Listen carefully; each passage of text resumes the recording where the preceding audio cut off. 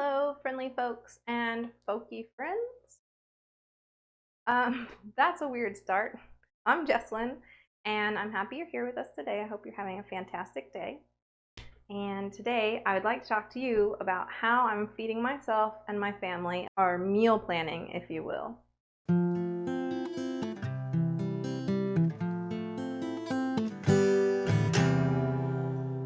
For the last, I'm gonna say 3-ish years, I was suffering from undiagnosed ADHD.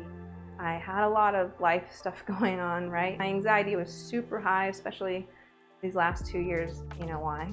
Even though we were trying to eat whole food plant-based, we were trying to be healthy, and we definitely switched over to being completely vegan, we still were really eating out a lot.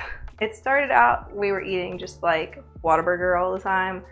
And then we've kind of like backed off and to get like more vegan. And then, you know, we tried, okay, well, let's only pick from a couple of healthier option places.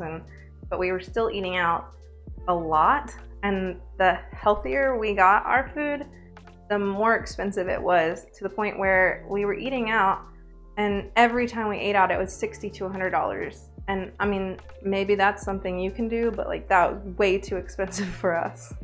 I was dealing with a lot of executive dysfunction, especially in the evenings when all my spoons were gone and it was time to cook, and I had food and I had a plan. Sometimes the food was already cooked and I just couldn't do it. I couldn't get the food to the people. Matt would either have to come home from work and cook while I sat on the couch feeling completely useless, or I would just be like, please get something on your way home. And it was so expensive. It was really bad for our finances. But that has all changed.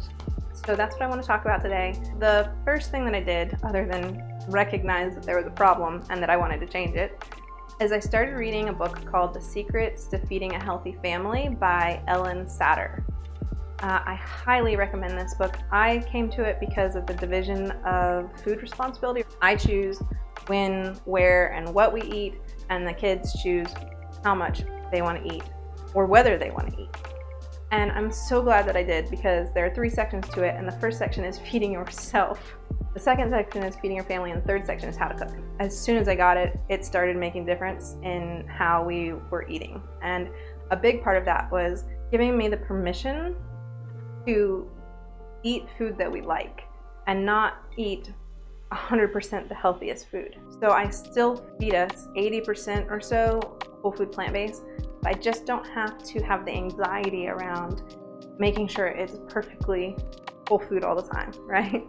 So what I ended up doing was I made a list of all of our favorite foods, because part of my problem was meal planning, like sitting down and picking out a list of foods that we're going to eat and then making the grocery list and buying it, stuff like that. It took too much time and energy, and then I didn't always want that food when we had it, and so a lot of stuff was going bad and we were wasting money that way too. So what I did was I made a list of all the foods that we really like to eat with breakfasts and like desserty type things, about 50 recipes. And I went through the list of meals and snacks and stuff that I had picked out. I made like our ultimate grocery list, right? If we had everything on this list, we could make everything from the recipe list. And then I went through and I checked like how many times I used those ingredients. Like brown rice I used for like 6 different recipes, and tofu I used for this many recipes.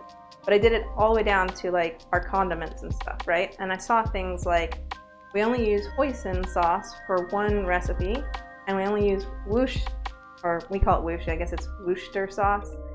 We use that for 1 recipe. Well, then do I need to have both of these things? No, because it turns out we can use the hoisin sauce instead of the whoosh in that recipe, and it tastes just as good.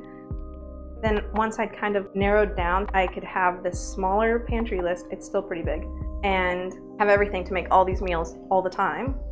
Then that gave us this like permission to wait until the last minute to decide things. So whenever I'm ready to think about what we're going to eat at a certain time, which could be the night before, it could be that morning, it could be 15 minutes before I need to feed us, I just look at this list and I say, how much time do I have?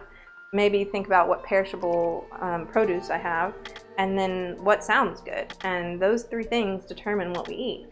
And it has made it so much easier, because I can make pretty much all of our favorite foods all the time. I don't say on Tuesday that I'm buying the groceries and we're gonna eat chili on Friday, because on Friday I might not want chili.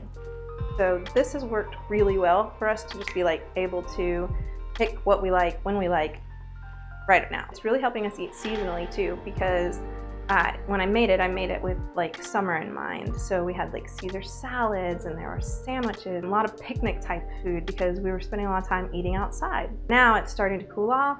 The fall produce is coming in. Just this week I've changed out some of the recipes. I've added like a fall lasagna type thing, and I added a bunch of soups and stews and chilies. I really like how easy it is to keep it updated to what we're wanting to eat now. I only had to switch a few things out on the master grocery list when we changed a few things on our master recipe list. And so that's really working for us, and it might work for you. What do you think? And until next time, thanks for watching, and I hope to see you soon.